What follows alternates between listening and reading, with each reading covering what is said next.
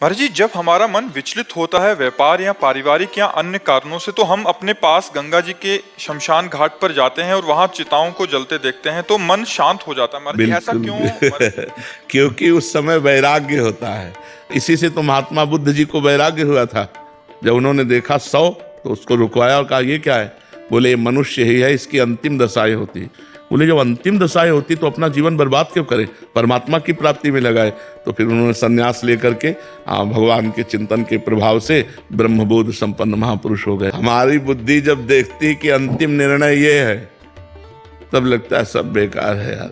जैसे हम शयन में, नींद में जो हमें सुख मिलता है ना, वो विषय चिंतन त्याग का होता है। कोई चिंतन नहीं होता, गाढ़ सो गए तो हमारी इंद्रियां फ्रेश हो गई, हमको एक नई ताकत मिली।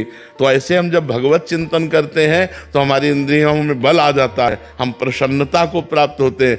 तो वैराग्य ही शांति मिलती। त्यागात शांतनंतरम, जब हम विषयों का चिंतन त्याग देते हैं थोड़ी देर के लिए ही सही, तो हमें शांति मिलती है। बड़ा विचित्र खेल है, भगवान में मन को लगाना होता है। पर भगवत चिंतन होता कहाँ? संसार का चिंतन देखो, चुप बैठो तो संसार का चिंतन चल रहा है। मकड़ी जैसे जाल बुनती है, ऐसे मन जाल बुन रहा है। कोई व्यक्ति, कोई स्थान, कोई विषय चलता दिमाग में नजर आएगा, भगवान नहीं आएंगे। तो इसलिए नाम जप करो, और जैसे ऐसे विचार हैं, ऐसे विचार हमको शांति प्रदान कर। किसी को 100 में जाते हुए या किसी की बहुत रोग दशा देखकर या मृत्यु दशा देखकर, इससे वैराग्य उत्पन्न होता है।